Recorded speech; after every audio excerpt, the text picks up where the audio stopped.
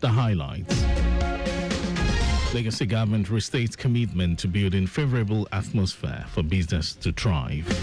Federal government moves to rescue, repatriate stranded Nigerian workers in Central African Republic. And the foreign in France to officially recognize Palestinian state. And in sport reactions, thrill death of America's wrestling legend Hulk Hogan. And now the details. I am Mike James.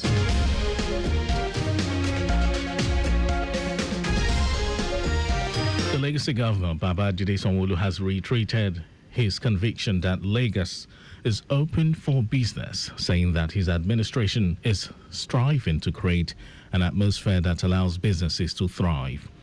The governor made this known through the Deputy Governor Obafemi Hamzat while receiving the representatives from the Georgia House of Assembly led by Almaz Dagash in Lagos.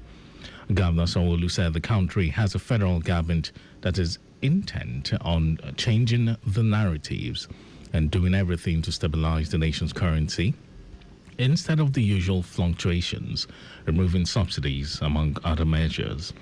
He restated the efforts of Lagos State in trying to liberalize everything and make sure that all processes are automated, stressing that the government is building a broadband network across the state to ensure that all the public schools, public institutions have broadband access, while emphasizing the market's attractiveness of the state. The governor said, though the state only occupies 0.4% of the land mass of Nigeria, it houses 10% of the population. Lagos State Education District 2 has emerged as top performers at the highly competitive Lagos State 2025 World Robots Olympiad, WRO. Students from the district demonstrated their leadership in science, technology, engineering, and mathematics education. The event, which featured schools across the state, saw students from Education District 2 showcasing exceptional creativity, teamwork, and technical skills, and in prestigious positions in various categories. In recognition of their outstanding performance, the students and their teachers were formally hosted at the district headquarters by the Supervising Tutor General, Permanent Secretary Olusegun Oshinaike. While congratulating the teams, Oshinaike described the students' achievement as a reflection of the district's firm commitment to academic excellence, innovation, and the promotion of 21st century learning. Oshinaike also acknowledged the unwavering support of the Lagos State government under the leadership of Governor Babajide Sanwo-Olu, whose visionary investment in education and technology continue to inspire innovation across schools in the state.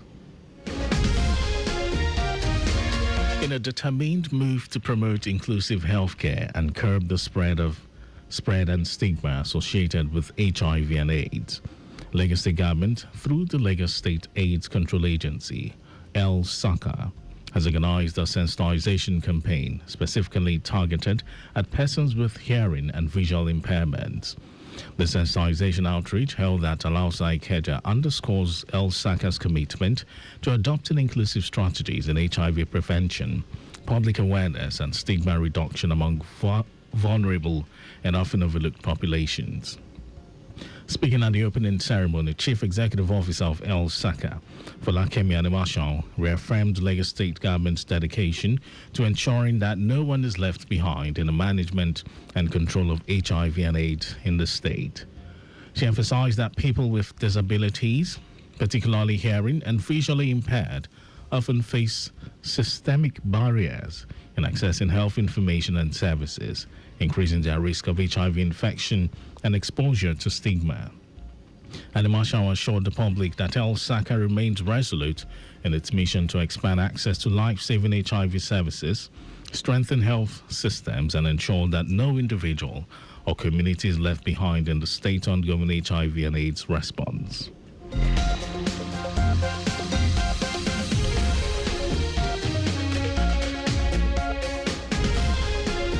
And now to the rest of the stories. The federal government has commenced efforts to rescue and repatriate a group of Nigerian workers stranded in the Central African Republic. This became necessary following a viral video showing the distressed individuals abandoned in the Bambari region, about 850 kilometers from the country's capital, Bangui. In a statement by the Ministry of Foreign Affairs, the government confirmed that officials of the Nigeria mission in the Central African Republic have successfully established contact with the affected nationals. According to the statement signed by the ministry spokesperson, Kemebi Ebienfa, the Embassy of Nigeria in Bangui is actively liaising with local authorities to ensure the safety, welfare, and swift repatriation of the victims. While reaffirming its commitment to the protection of citizens abroad, the federal government urged Nigerians seeking employment opportunities overseas to conduct proper checks on prospective employers and ensure all travel documents are in order.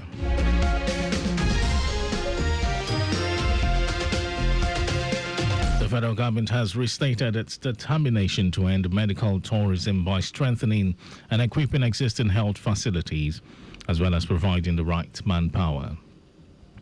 Minister for Health and Social Welfare Mohammed Pate, who was accompanied by the Minister of Finance and Economy Wale Edu and his Information and National Orientation counterpart Mohammed Idris, stated this at the unveiling of an additional linear accelerator and oncology infrastructure upgrade at the University of Nigeria Teaching Hospital in Enugu State. Pate said the President Bola Tinubu administration is passionate about changing the quality of healthcare in Nigeria and had, in the last 2 years, doubled the health budget, stressing that from about 1.7 billion naira last year, the budget was increased to about 2.3 billion naira this year. He stated that the president means well for the people of Nigeria and had approved the installation of a modern linear accelerator in each of the country's geopolitical zones, based on his realization that the major illness that takes Nigerians abroad was cancer.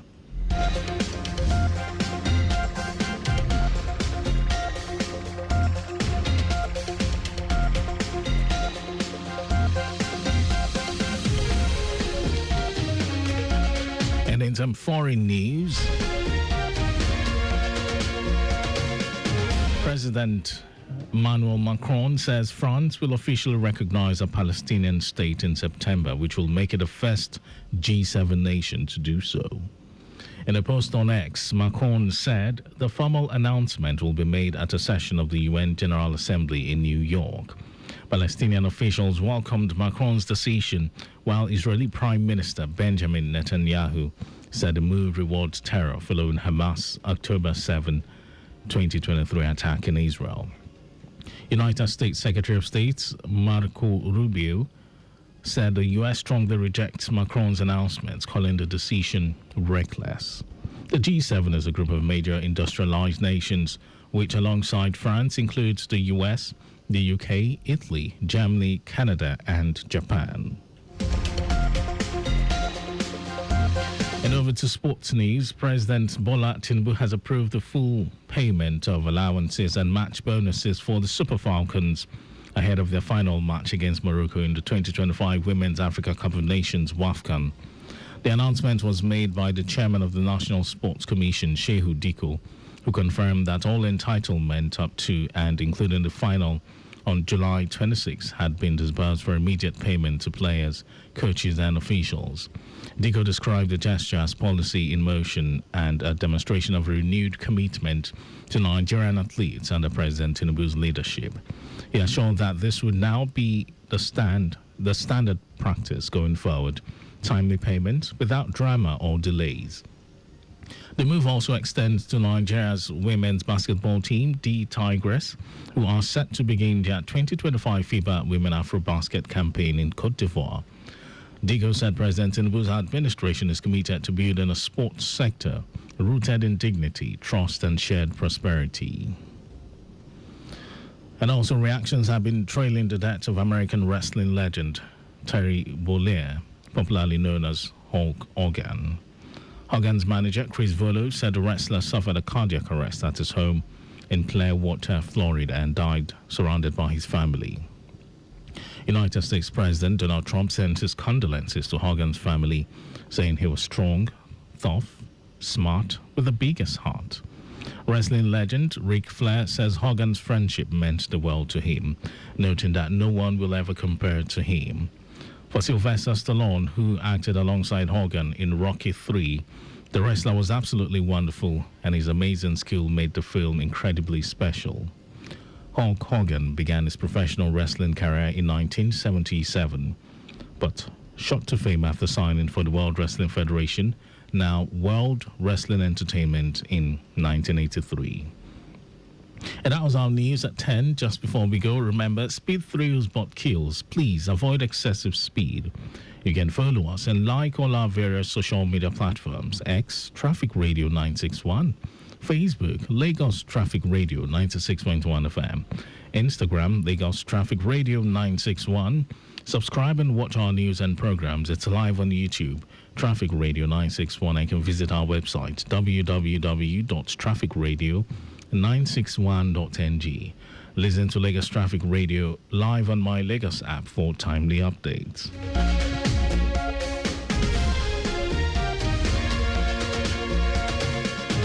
Did you know that under the Sanwo-Olu administration, 1,050 rural women received intensive training in boosting output in agricultural production, and the beneficiaries were given equal access to markets? Well, you can get more details on the Legacy Government website. To end the news, here are the highlights of the major stories. Lagos State Governor Babajide Sanwo-Olu has reiterated his conviction that Lagos is open for business, saying that his administration is striving to create an atmosphere that allows businesses to thrive.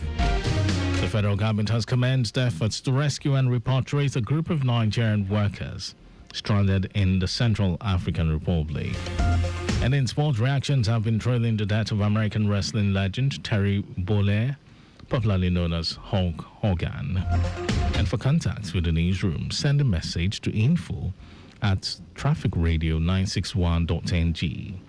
That ends the news broadcast compiled by Adiswa Ejoyeka. Thank you for listening, Lagos. My name is Mike James. Good morning to you.